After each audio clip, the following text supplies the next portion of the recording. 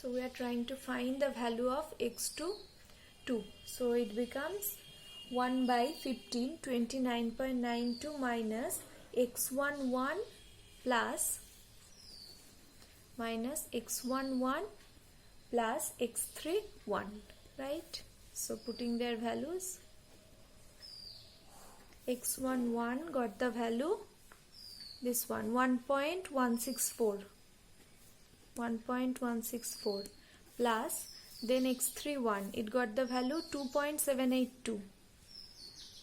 Putting it over there, now calculate and get the value, 29.92 minus 1.164 plus 2.782 all divided by 15. Got the value 1.99. Sorry, not 1.99. It got the value 2.10. This one. Next is x3, 2. Putting k equals 1. So it will become 1 by 20, 55.64 plus 2 x1, 1 plus x2, 1. This one. Putting their values, plus 2 into x1, 1 got the value 1.164 plus x2, 1 that got the value 1.99. Get the value of this equation, it will take the value 3.00, that is 3. Okay. Now check the result. In the previous step, x1 was 1.164 and here it is 1.12. So not similar up to 2 decimal places. So we can't terminate here. We need to do the next step also. Here the values are this one 2.10 and then 3.00 and 1.12 for x1. So now moving for k equals 2.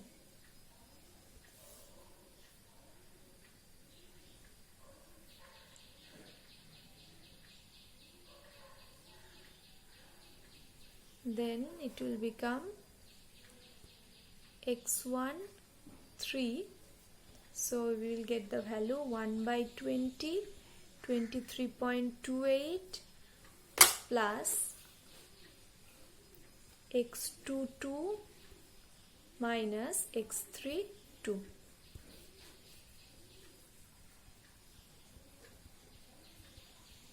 x2, 2. It takes the value 2.10. And x3, 2 takes the value 3. After putting it, we will get the value 1.119. Similarly, x2, 3, this will take the value after calculation, it will take the value 2.120.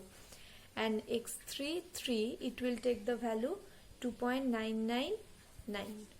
Okay, now check the value. This one, and this one. These three are the result. Compare it with the previous result. So in the previous step, x1 was 1.12 and here it is 1.119. After rounding off, we will get 1.12, right? So x1 is okay. Now for x2, in the previous step, x2 was 2.10 and here it is 2.12. So we cannot say the same correct thing up to 2 decimal places for x2. So for x2, we at least need to do the next step.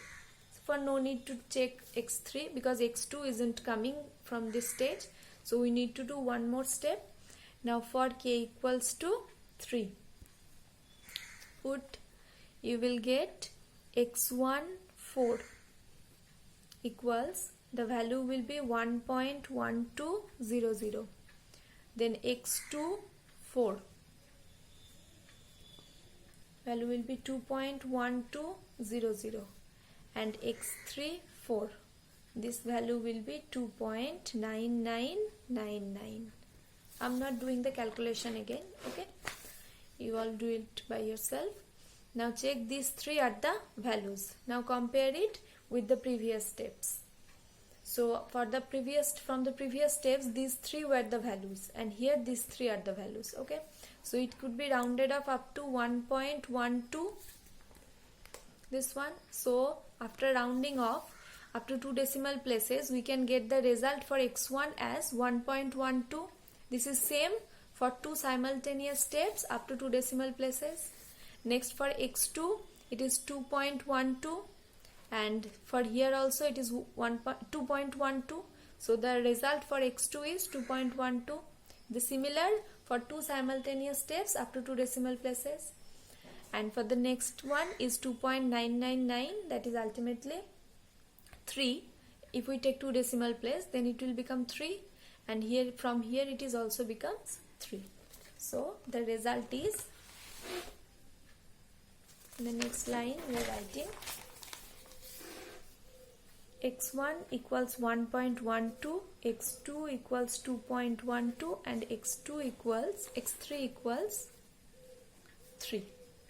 Correct up to 2 decimal places. The termination step is just like the previous procedures. You need to check that is up to which digit you want to make it correct. It should be equal for 2 simultaneous steps. Then we can terminate at that step. Okay, so correct up to 2 decimal places. This is the required result. This process is very easy. This is how we solve using Gauss-Jacobi iteration method.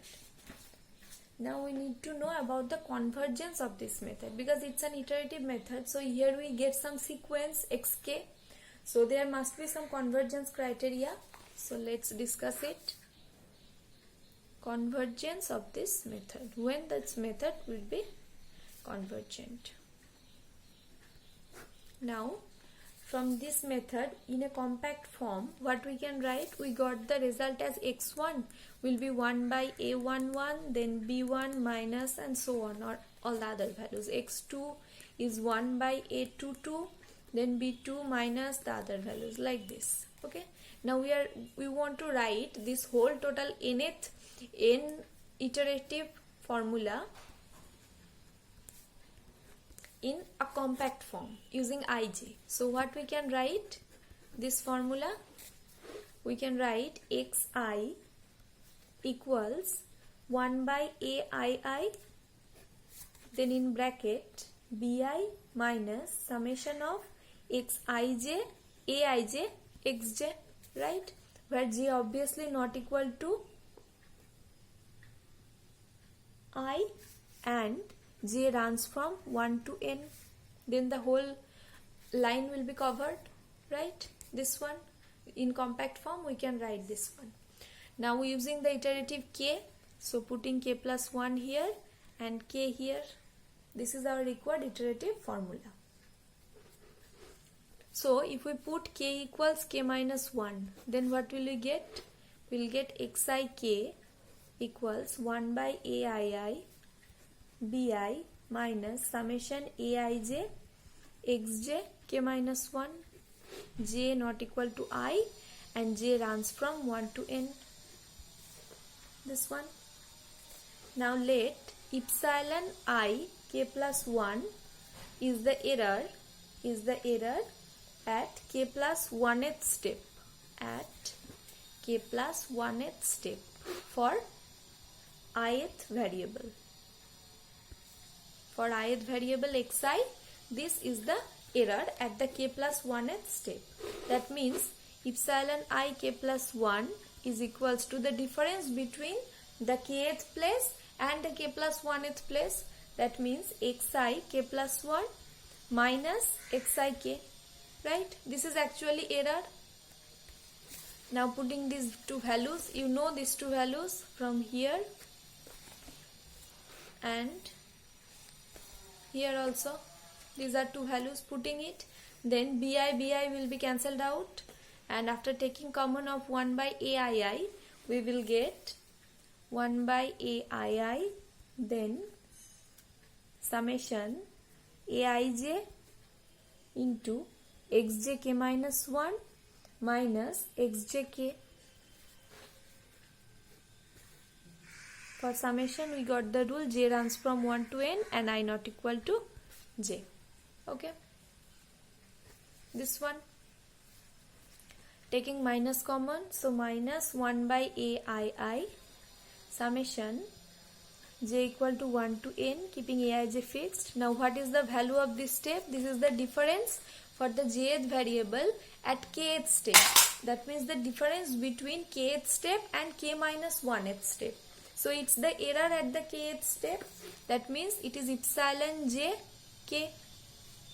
Right? Now we are using mod on both sides. So we will get mod of this quantity is, if we take mod, then this plus will become this minus will become plus. So we will get mod of this whole quantity. Now in the next step what we can write, this is on summation. So after breaking the summation, what we can write in the next step, it will be mod of epsilon I k plus 1 equals 1 by mod aii. If you want to break the summation, we will write it ai1 epsilon 1 k plus ai2 epsilon 2 k dot dot up to ain epsilon n k, right? Then under this mod we can apply triangle inequality. That means this whole quantity would be lesser or equal to this plus this plus this, that is lesser or equal to 1 by aii into mod of each quantities plus mod of the second term plus dot dot mod of the nth term. Right? Now putting all this over a summation. So we will get 1 by aii into summation of aij epsilon j k, right? Where j runs from 1 to n and j not equal to I. This is the result. Obviously mod of epsilon j. Now we are choosing between all this epsilon jk. What is epsilon jk? Epsilon jk means the error for the jth variable at the kth step. So we are considering for all this epsilon jk, considering its maximum value and naming it as norm of epsilon k. Okay. For all the variables at the kth step, we consider the maximum value of the error. Then max of this quantity is denoted by this. So obviously this whole quantity should be less or equal to the maximum value. So from this line what we can write, that this line will be less or equal to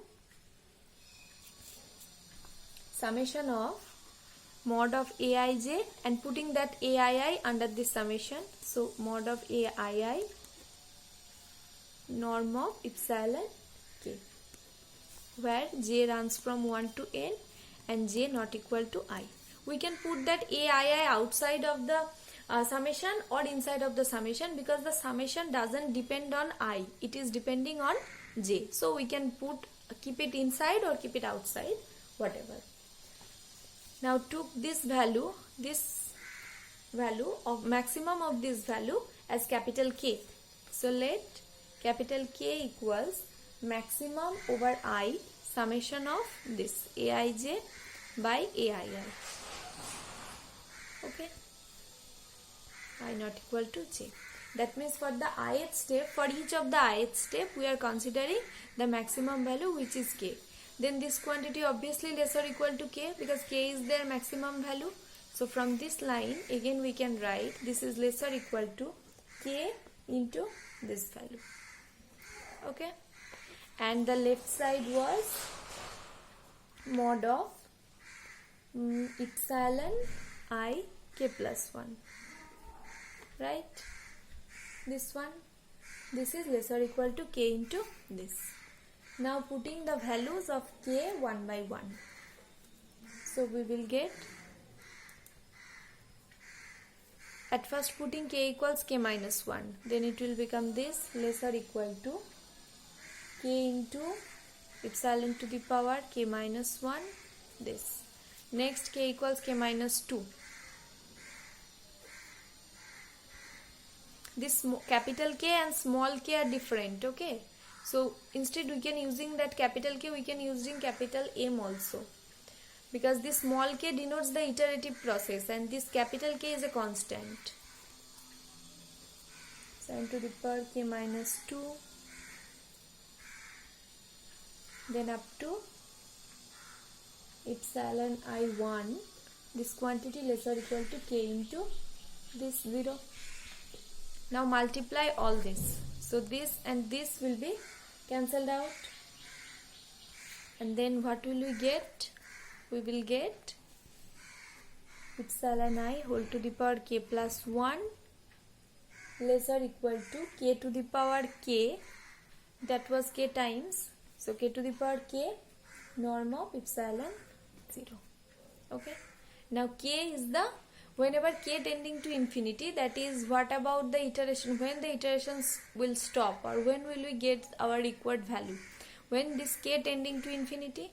Now when that k tending to infinity, k to the power k will tend to 0 if that k is less than 1, right? Otherwise if it is 1 then it will tend to 1, and if it is greater than 1 then it will tend to infinity. But we want to converge the system so that if this this capital K is less than 1, then k to the power k will tend to 0 as small k tending to infinity. That means this is our required condition, that is capital K should be less than 1. And what is capital K? Capital K was that value, this one.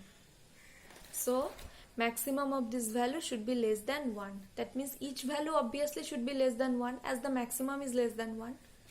So we can write in the next step that summation of mod Aij by mod Aii should be less than 1. That means mod Aii greater than summation of mod Aij. Okay. This is the required condition. And what is the condition? That means this is diagonally dominant, strictly diagonally dominant.